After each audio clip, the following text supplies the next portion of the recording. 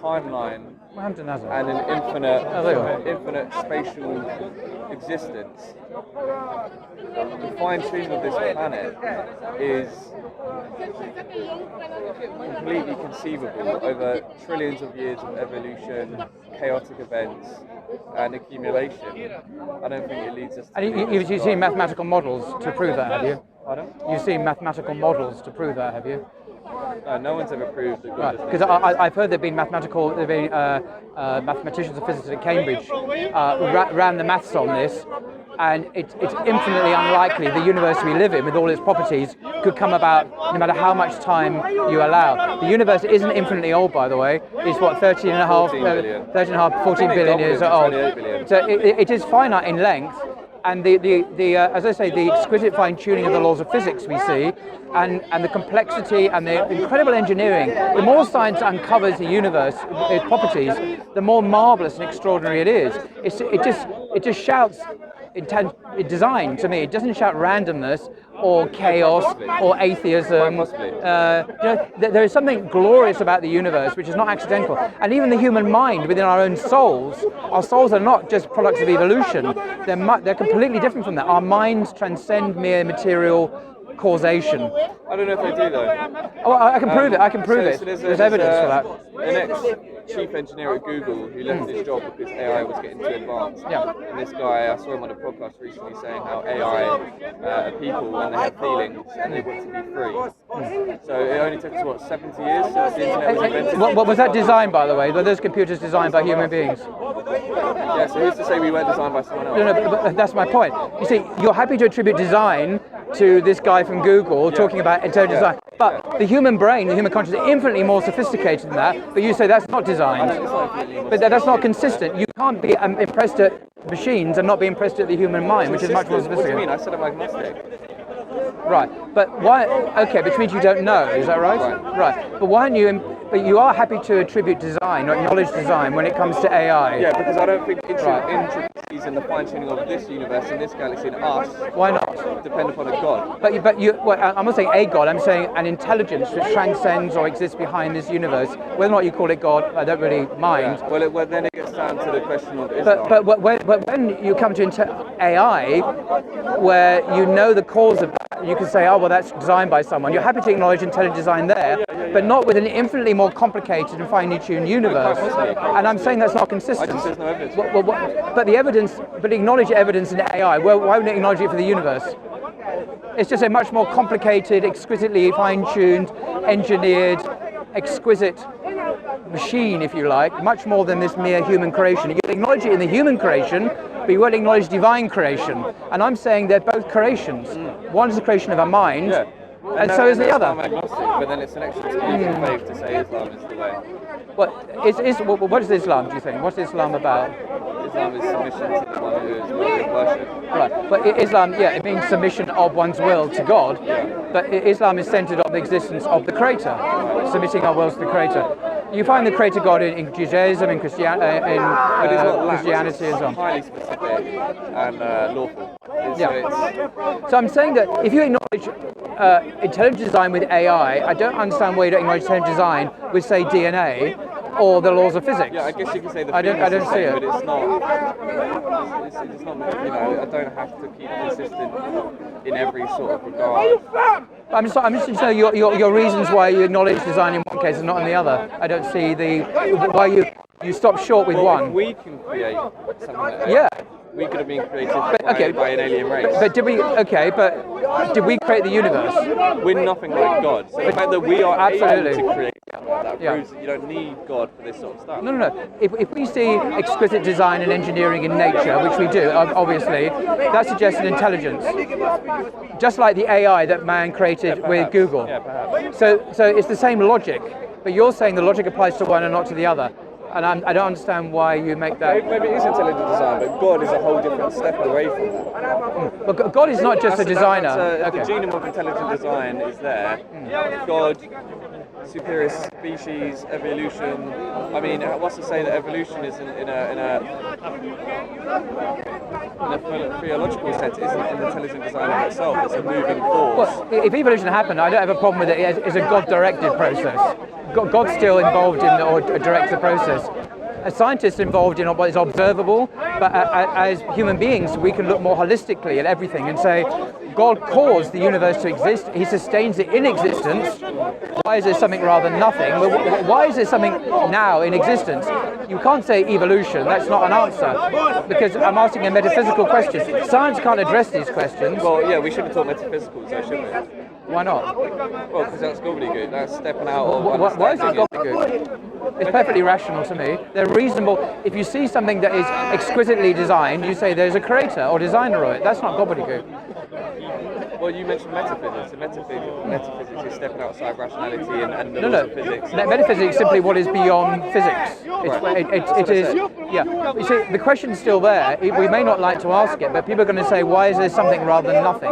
Why does the universe bother to exist moment by moment? And Darwin doesn't answer that question. Well, matter can't be created or destroyed. Sorry? So maybe the universe was infinite. Maybe it wasn't created. It wasn't infinite. It came about the Big Bang. We know that. You don't know what was before that. Maybe there was. There was no before. There's a multiverse theory where there's constant black holes, and out of that black hole, infinitely dead space, there is an explosion. Yep. You're still left with the same question. Okay, but I've answered I said I'm not sure, and that's why I'm agnostic, and I said maybe there is a God. Maybe you're right. I completely concede that. Now, can you answer my question? Which is what? How can God be all-loving if someone is destined, he is made by God for hell? Because God knows this man will never be Muslim. Okay. And he knows about Islam. Okay. God, as we know from his... And you can't say... Sorry, go on. Please don't tell me what I can't say. Right. That's not quite fair. I don't take God is unseen and understandable as an answer. Okay, you can't tell me in advance what I can and cannot say by way of an answer. No, sorry, I didn't mean that. I mean, I won't accept that. And okay, but that's fine. I'm not going to look to please you. I'm not going to look to make you happy. I'm not going to look... That's not what I'm interested in. I'm interested in the truth. Okay. There are many things in the hidden wisdom of God that I don't understand. I don't understand why he created you, for example. There's a good reason why he did. There's a good reason why lots of things in the universe happen the way they do. It's an article of Islamic belief that God not only creates the universe but sustains it, and he determines everything that exists. It's also taught in Islam that we have is a supposition of ethics, actually, and the call of the prophets to us that we respond, that we have some free will. I don't understand in my finite human mind how to make theoretical sense of that. Maybe some people can, I can't. That doesn't mean it's not true. It means I need to have some epistemic humility. Epistemic humility, and not think I must have all the answers before I believe anything, because there are lots of things I don't know about life. All right. The reason I talk about epistemic humility is that when we don't know things or don't answers, it doesn't mean that's an argument against something. It means we don't know the answer, and that's cool. Actually, I don't have a problem with not knowing stuff unless I'm morally required to know things like when to submit my bank account details or my tax. That I had to know about. But when it comes to really, really big questions, I only know what God has revealed or shown to disclose about his purposes in the Quran and the Torah, in the Injil, the Gospel, and so on. Yeah. So that would be a broad answer. I don't have a specific answer about Hitler, but I do know that God is in control. Or any man, me. Or any man. Christian. These answers, the Quran does state that these questions will be answered. Yeah. So I'm happy to wait for the answer.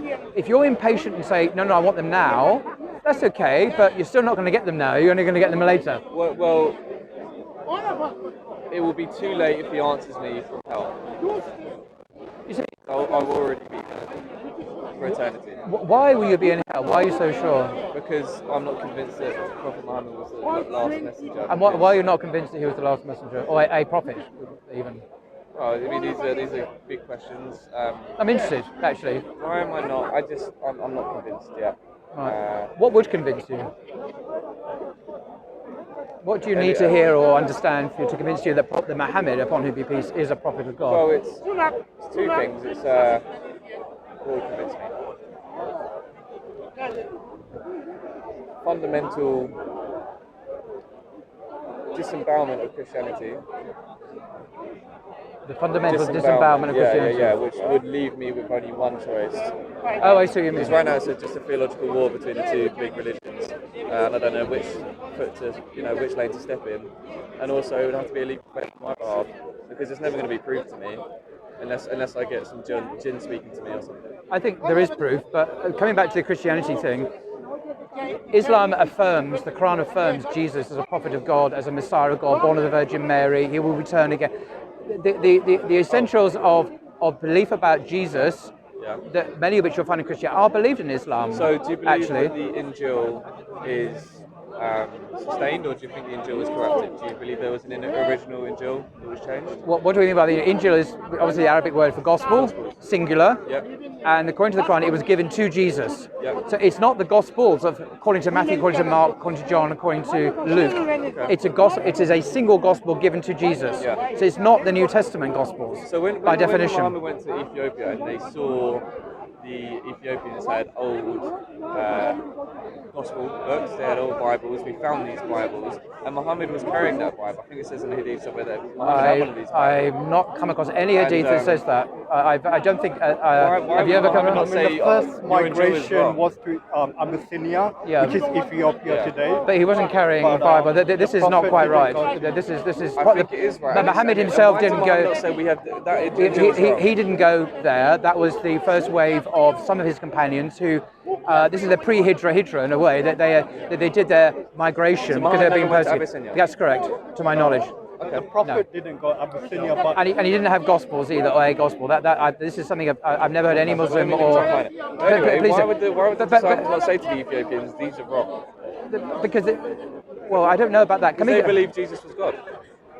Right. Can we just come back to the original point here, which was that Muslim beliefs about Jesus are much more historically credible about who Jesus really was. For example, historians now agree that Jesus primarily saw himself as a prophet, as a Messiah. Christians usually say he's the second person of the Trinity, that he's God. Yeah. And that he didn't. Historians now don't think that Jesus thought that he was God. The Quran says he wasn't God. I would say the Quran is much more historically credible when it comes to who Jesus was, according to what we now know of history and the Gospels themselves. So the continuity is there from Jesus to Islam in terms of who Jesus really was. The discontinuity is with Christianity and what Jesus really was. Muslims, if you want to follow Jesus today, I would suggest you follow Muhammad and Islam, because Muslims have correct beliefs about Jesus. Christians, if they're traditional Christians, not liberals or radical, tend to have historically unfounded beliefs about Jesus. Right. So that's the answer to your question. I'm agnostic. Yeah. But just to play on the Christian side of it, Muslims believe he didn't die on the cross. Yes. They believe he didn't get resurrected. The Quran says that it appeared to them that he had been crucified, but in fact he wasn't crucified. That's the basis of Muslim belief. Sorry, I got distracted. What was that? So Muslims believe, because the Quran says that it appeared to them, to the Jews, that he was crucified, but in fact he wasn't crucified. Right. Yeah, I don't believe that at all. I believe the Romans must have crucified him. What evidence do you have that he was? Well, because we can see from the Roman note keeping that he was. What note keeping are you referring to? Not specifically, but it's widely accepted that Jesus was crucified. No. What evidence do we have that? Okay, what evidence do we have that he was crucified? I mean, seriously. What textual evidence? Genuinely, there is evidence. I don't have it to hand. Okay. You see, I don't think there is anything. Because the four Gospels that we have are not eyewitness accounts, we now know. Right. They're second generation accounts written by unknown They were people. his disciples. No, they weren't written by people who knew Jesus. They were anonymous second generation. So Matthew was not written by the Apostle Matthew, John was not written by Apostle John, according to the overwhelming consensus of modern historians. So what about archaeological evidence? Do we have any physical evidence that we can see? This is Jesus. We have Jesus' cross in Ethiopia. Do we? Yeah, we do. And in Ethiopia? Yeah. Right. How do you know that? Because an Ethiopian woman told me, and I searched up. An Ethiopian woman told you? Yeah. Okay. It's the history of Ethiopia. Do we have anything independent of that that's been scientifically, historically carbon dated to the first century? In what sense? Well, do we have any wood, if that's what you're saying, that's been carbon dated to the first century? Yeah. We don't. We do. It's on a mountain in Ethiopia. Okay, we don't. No historian or scientists have ever said, we Google it now, that we have the cross of Jesus. It doesn't exist. But we have it disappeared 2,000 years ago. With the Codex Sinaiticus, the Codex Vaticanus. The Codex Sinaiticus is a 4th century manuscript in the British Library. It was written 4 centuries after the birth of Jesus. How is that evidence of the crucifixion of Jesus? Hold on, let me just show you this cross. Codex Sinaiticus was created in about the middle of the 4th century AD from Mount Sinai. Yeah, but wasn't the Quran canonized in the 20th century? Yeah, no, it wasn't. It was never canonized at all. It was an oral revelation given to the Prophet Muhammad, upon whom be peace. It was accepted as revelation immediately by his companions. The Bible wasn't seen as the word of God, by the way. The Gospels weren't seen as the word of God for many, many generations until afterwards. So you Google that about the cross in Ethiopia. Yeah, what's it say? I'm more interested in what you're saying. Well, that's flattering, but I'm interested to know about this proof of the cross of Jesus. Well, you're not going to believe it's proof. I'm just going to show you a picture, but this is an Ethiopian. I want a peer-reviewed journal, any mainstream news source that says we have discovered the cross of Jesus from the 1st century. Until the brother finds his article, I have a question. Like, if the Gospels are not like the author is not agreed upon, based on what the church accepted the source of those Gospels, like, is it like anonymous to have the word of God from an anonymous source? Sorry. Good question. Good question. Carry on. What's it a say? Place where the portion of the cross on which Jesus Christ was crucified is kept in Ethiopia. Yeah, has it been carbon dated by a scientist? I don't know. Well, does it say that it has? Well, why would they say that? Well, we need to. Well, you see, do you know if you go to there's a Catholic church over there in Farm Street. So that's the African news channel. And I remember when I was a Roman Catholic, they brought out a fragment of the true cross of Jesus, right? And I said to the priest, as a Jesuit, I said, "What? This is actually being dated to the 1st century." And he rebuked me and said, "You shouldn't ask such questions like that." Yeah. Thousands and thousands of churches have fragments of the true cross. I submit that none of them have been carbon dated to the 1st century, and if they were all put together, you'd have a forest. And do you know how many, and I'm sorry to be, I'm not being obscene here, but it is a real fact. There are many, many foreskins of Jesus in churches around medieval Europe. Lots of foreskins of Jesus. How many foreskins did he have? I don't mean to be crude, but this is a reality. These are relics in the medieval church. They've been created for a gullible population. We don't really have thousands of foreskins. We don't really have the Holy Cross. None of it has been dated to the 1st century. It's all religious kind of stuff, which we don't have to really believe in. Right. But when it comes to the Gospels, there are excellent reasons now why historians do not believe they're written by eyewitnesses, not least because they don't claim to be written by eyewitnesses. They're anonymous and they contradict each other, and they could not have been written by Jesus' disciples because they're written in sophisticated Greek. The fishermen at that time in Galilee did not read and write. They didn't go to Galilee High School or Galilee University and learn Hebrew. Yeah. Only 4% of the Roman Empire was actually literate, could read and write. 4%, the elite. Fishermen in Galilee were not part of the elite. The chance of them having written anything is zero. Well, I don't mind. Basically. I don't mind the educated But priest. why this matters is when it comes to eyewitness testimony of the events you described, we don't have it.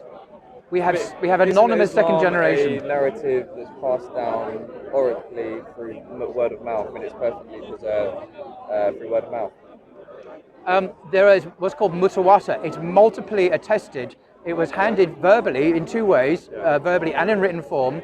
Verbally to literally tens or hundreds of thousands of people during the lifetime of the Prophet. So it was not going to be changed. There's so many people who knew it was. Secondly, we now have, because I spoke to an expert on this, Dr. Sidki, who's the executive director of the International Quranic Association, we now have 100% of the Quranic manuscripts from the 1st century Hijra. We actually have physical proof of the same Quran we have today now is the same Quran we had in the 1st century. From the first century? Hijra. What does Hijra mean? The migration. This is the Islamic calendar. So the Islamic calendar begins when the Prophet Muhammad emigrated from Mecca to Medina. That's the beginning of the Christian calendar. Obviously begins from year dot. If I was to ask a Christian how many manuscripts of the Testament do we have from the 1st century, the answer is zero. So when you say the first Nothing. century, you mean the 8th century? Yeah, and how many do we have from the 2nd century, from the Christian era? We only have a tiny credit card-sized fragment of the Gospel of John, in the called the John Rylands fragment. Exactly. So, when is the earliest complete New Testament ever that we have dated to? New Testament. It's the Codex Sinaiticus, just over there in the British Library. It's dated to the 4th century AD, 400 years after Jesus was born. The earliest Quranic manuscripts and the oral tradition, which is Mutawatir, massively multiply attested, goes back to the time of the companions. At least the times of the companions. Yes. You have a complete Quran from the 1st century. Yes. Complete. In written form and orally. 100%. Complete. Yes. And how is this not common knowledge? Yeah. It is common knowledge. By the way, like Mutawatir means like from different chains, and the count of them are 1,050 different chains of narratives. So like the possibility for them to consensus over like changing the text is almost impossible. Yeah. But the other question This is true. This is a good point. Is the other question for about you the is like, Gospels. how come like this is a well-known thing for anybody who studies like Christian, you know, doctrine. Nice to meet you, mate. Nice to meet you. No, not at all. Not at all. Yeah. I want to tap out. Yeah. Good to meet you. Inshallah, we'll meet again one day, dude. You need to learn more about I'm an Englishman like you. Yeah, Islam is reinforcements because I want to find the truth. Islam is our religion for the future in Britain. It's our religion. If I get reinforcements? What do you mean reinforcements? It's not an army. We're not at no, a war. No. People who know 10 times more than me because I'm not a scholar at all. Okay, I'm not a scholar either. And there are no scholars down here, by the way, so you're not going to get scholars to come. If you did find some, that'd be great. There are no scholars down here, I'm afraid. Oh, look, Bob the Builder's not doing anything. Bob the Builder is not a scholar. One big problem we see in the time of the Prophet Muhammad. So what was your... like 12 disciples, right? Correct? Only. Okay. In the time of Prophet Muhammad, he has 100,000 of disciples. So companions, yeah. Companions. So whoever actually saw him was by definition a companion. So I have no doubt on the you know authenticity of the Quran, but like I'm following you on YouTube as well, and I know that like in the Christian like community as scholars, they know that reality. So yes, based on what like they base their like salvation on based like on a text that is not really authenticated. Like it's for me it's a no-brainer. Like how come they did not really question it? Like question it, like we cannot believe in this text. Regardless, like I'm a Muslim by the way, I'm not against Christianity, but like I'm just like wondering. And you were there one day, so and you maybe knew that fact that the complete Bible got like maybe collected a couple of hundreds of years. So how come a group of people would accept their holy book without the authenticity of it? This is a complicated. I mean, biblical scholars or historians are people, individuals, and some have faith in God. Some are Christians, some are Catholics, some are liberal, some are agnostic. Most of them are Christians. But this is a problem when you study this subject at university, which I did, the biblical studies, Christian history, church history. You have to navigate all this stuff, and it's very, very challenging spiritually. And many people, some people lose their faith. I think most of the people in my year became much more liberal. I don't think anyone actually lost their faith. They had to challenge a lot of the views they had and leave them behind before they started the degree because it wasn't sustainable. Most of them managed to find a kind of a faith that they lived with. But the bigger issue for me here is the chasm, the gulf between what the scholars know, the Christian scholars know about the Bible, and what so-called average people know, the average Christians down here. They have no idea. This guy, bless him, had no idea about this stuff. And yet it is widely known in the scholarly community. It's not a secret. No one's keeping it secret. But for some reason, it's not being taught or communicated or shared effectively. That's the question. Why is it not happening? And people like Bart Ehrman, who you mentioned, have been very successful, I think, in writing popular books that are understood by a big audience in America and Britain. So they are. He is doing a good job, but most scholars. He's an atheist, or so. No, right? no. When he started his career, he wasn't an atheist. He was a Christian. Okay. He was an evangelical Christian. He'll tell you his story. You know how he went to Moody Bible College and how he, under Bruce Metzger, you know, this great scholar, he was a Christian and all that. It was only much later that he became a liberal Christian for some years, and then he became an atheist. He says nothing to do with the Bible, it's to do with other issues. My other question is, as well as, you know, like Christianity in the recent, like Christianity as we know it today is the production of Paul. Yes. So, but not just Paul, but largely. One of the main doctrines, right? Yeah. So as well, it's like even if you compare it to the old law of Moses, it contradicts kind of like clearly. So as Yeah. well, how come the church would accept that? Like any, and I'm sure like there is tons of honest Christian people that are seeking for faith, but like just comparing to the two doctrines between Paul and even what Jesus Christ. Yeah. He This is a very good point. So we have how come they accepted that? Well, who's they? Sorry. Like Christian community in The general. Christian community don't know about these things because Christian Even community in the general, scholars. the scholars is a different matter. Many of them do know this, but most ordinary people don't read their Bibles, and if they do, they don't read them with a historian's approach. So you've got 4 Gospels, so they won't necessarily read them consecutively or then compare them, story by story by story. They read a verse here, verse there, and put them together. Like the Christmas story is an amalgam of the Gospel of Luke, the Gospel of Matthew, and a few other medieval myths. It's not actually taught in any particular Gospel. It's a patchwork, composite thing. True. But the Gospel that Paul taught, which is salvation through believing the death and resurrection of Jesus, is not the Gospel that Jesus went around Galilee preaching. If you read the synoptic Gospels, Matthew, Mark, and Luke, the earlier Gospels, he doesn't talk like that. He doesn't preach that. In fact, he's not his message. Jesus' message is God. True. And his kingdom, and how you enter into this kingdom. And the way you enter into kingdom is very Islamic. Yeah. I mean, his message, the parables, the stories he tells, could be a hadith. The Gospel of Luke, for example, the parable of the prodigal son, Luke 15, or the parable of the tax collector and the Pharisee, a bit later, how we're justified before God, has nothing to do with Jesus. It's to do with humbling ourselves before our Creator. This is Islam. True. I mean, you couldn't make this up. This is the concept of submission. It's the concept of submission is there the heart of Jesus' gospel. For Paul, it's the death and believing in the death and resurrection of Jesus gets you saved. Now, these are not the same religions. No. And I would say that Islam is in direct, just purely historically here, is in direct historical continuity with the original Jewish Christian community when it comes to understanding salvation, who Jesus was, and so on. So I'm sure you talk to scholars, like Christian scholars, and they knew that. And I tend to believe that a big portion of them are like honest believers. At least, if we want to put the good faith in here. So do you think like this is common knowledge, I assume, for them? You see, when I have Christian scholars on, I don't interview them Paxman-like. I don't interrogate them. No. I don't say, how can you believe in this when you know that? Professor Dale Martin from Yale, for example, is the closest I've ever come to that. And he believes Jesus is God and the Trinity and all that. But he also accepts Bart Ehrman's views on virtually everything. I know that because he told me so. And Bart Ehrman doesn't think that Jesus said that he was God. He thinks that he denied he was God in Mark chapter 10. He doesn't believe the Gospels are...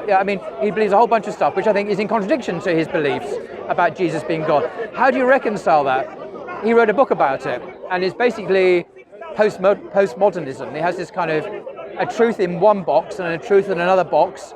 And he doesn't have to reconcile them because as a postmodern intellectual, you don't have to do that. So again, the answer for them, like the stance is not firm. It's like if they are again the source of the Bible and the stance from Paul's message basically and stance and the changes is like a major question in my head always. It's like in anybody who's interested in Christianity, it's like but the difficulty is, I always wanted to ask like somebody who really truly believes in that and has that knowledge. But like I've done that, and Professor Dale Martin, as I say, is probably the most distinguished Christian New Testament scholar around, who believes in Orthodox Christianity and yet accepts all the standard historical critical conclusions of New Testament scholarship. How you reconcile that, you need to listen to him and hear his arguments. I personally have not found them at all compelling. I'm being polite here. I just haven't. I mean, if they were good, I think, well, yeah. But he uses, as I say, a postmodernist hermeneutic to get him out of what he sees as not a problem, actually, for him. But it's hard to. I've yet to come across anyone else who finds what he says compelling, by the way. But he does, and he's a Yale professor. And maybe that's the problem. The more intelligent you are, the more clever you are, the more But it's hard to put your salvation based on if you have that knowledge, and then you hope to be, to be saved. Well, he separates his work as an historian from his work as a Christian. And he says, a Christian, I believe, I've got to believe in Jesus to be saved. As an historian, probably nothing that I've said he'd disagree with, actually.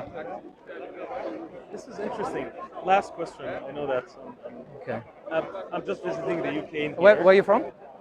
Jordan, but I live in Dubai. Very nice. Yeah. It's like when you leave this small corner in here, it's like the interest in religion and overall in the street is like, for me as an observer, I could be mistaken, but like it's down to the minimum. Yeah. So, like, is it like a very isolated bubble silo in here where like people discuss religion while in the street most of the people? Well, that's interesting. What you said. What you say. I interviewed a professor from King's College, just down the road in the Strand, Professor Linda Woodhead. She's a professor of sociology, religion, and we discussed the census that came out. I think it was last year, or beginning of this year, on religious observance in the UK. Yeah. And there's been a catastrophic decline in Christian observance, massive decline. But hang on, it's not the whole story. Okay. This is the point. There's a bit more to it, which is the unexpected bit. The only religion in Britain that is booming, like completely contrary to the secularization, is Islam. Partly because of immigration, but also partly from conversions. So Islam in Britain is seen as cool, apparently, that's her word, not mine, amongst the youth. Cool. Christianity is not seen as cool, I can assure you of that. And there are lots of reasons why it's seen as cool and a bit edgy. But what is in decline is religion, apart from Islam. But what isn't in decline is spirituality, so-called. So people have a renewed interest in angels, in Satanism, in the occult, in all sorts of DIY, grassroots spiritual practices, you name it. That is of great interest to people, and that has not declined, that has increased. As organized religion has declined, spirituality, so-called, has increased massively. But in terms of organized religion, I don't think Islam's particularly organized. It's quite not organized. I totally because there's no agree. caliphate, there's no pope figure, there's no clergy, etc. Yeah. That is the exception, and Islam, and that is a global phenomenon, is experiencing massive revival at the moment. I mean, just down here today, I heard countless stories of people who've said the Shahada down here today, as big as Corner. And it's happening all over London. People are becoming Muslims, and it's young people, it's people who are spontaneously embracing Islam all over the place. You never hear anything like that about Christianity. It just doesn't happen. Except in a few isolated churches, which numerically just get overwhelmed statistically by all the other churches that are declining. But Islamically, like during Ramadan, you must know, the mosques are, the problem with Muslims have now is, where do we meet? I mean, we're just so many Muslims now that we find it hard to, we just need places to meet. They're so full with people. And it's a young religion, it's not full of extremely ancient people. This is very, very interesting. And like, so yeah, do you think like most of the Western like communities are called Christian because of like the naming of it or the history of it, but like they're not really having that type of... I think many people who leave the church say, this is what, I mean, I used to be a Christian, but I left Christianity for Islam, not because I was, but people say who leave Christianity, I think, it ceases to be relevant to their lives. How is it relevant to my life? But Islam offers actual solutions. So whether, we have a gambling crisis, we have a pornography crisis, we have a crisis of materialism, we have a crisis of lack of meaning and purpose. Islam has direct answers to all of these problems, social problems, political problems, as well as spiritual problems. Yeah, how should men and women relate to each other? Ideally, should a man and woman both go out and have full-time jobs and not have children?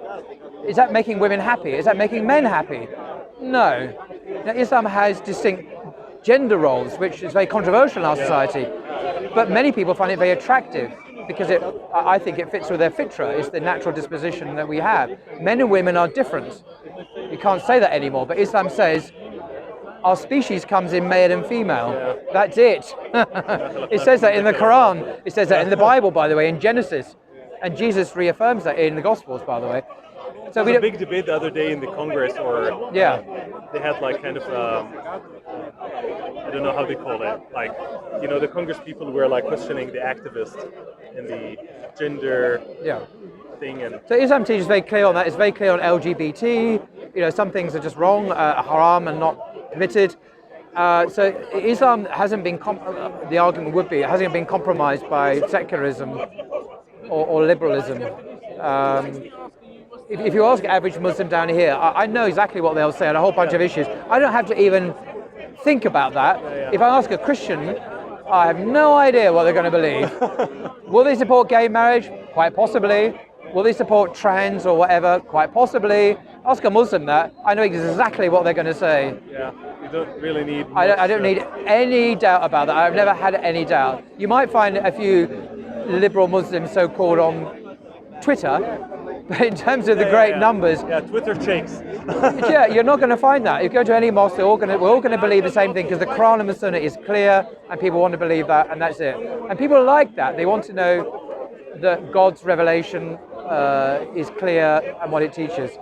And they believe it. You know, not everyone is taken in by the LGBT propaganda. Interesting. And I think that's good. The last question, how was your journey in learning Arabic? Did you try any? I'm always trying to learn Arabic. How is it It's going? an ongoing. How is it going? Well, I learned the alphabet. I've learned several surahs in Arabic. You know, I mean, obviously we pray in Arabic. So it's ongoing. Okay. Inshallah. Pleasure to meet you. What's your name My again? dear, my name is Mu'adh. Love to meet you. It means the one who's protected by God. Indeed you are. Indeed you are. And by his angels. Thank you very much. Lovely to meet you. Salam Thank you very alaikum. much. God bless you guys. Enjoy England. Have a Bye good bye. one. Salam. Thank you very much. Can I get rid of these microphones, perhaps? Hello. Some brother was giving this. Oh, right. Oh, this way, kind. You missed all the excitement about half an hour ago. There was nearly a war here.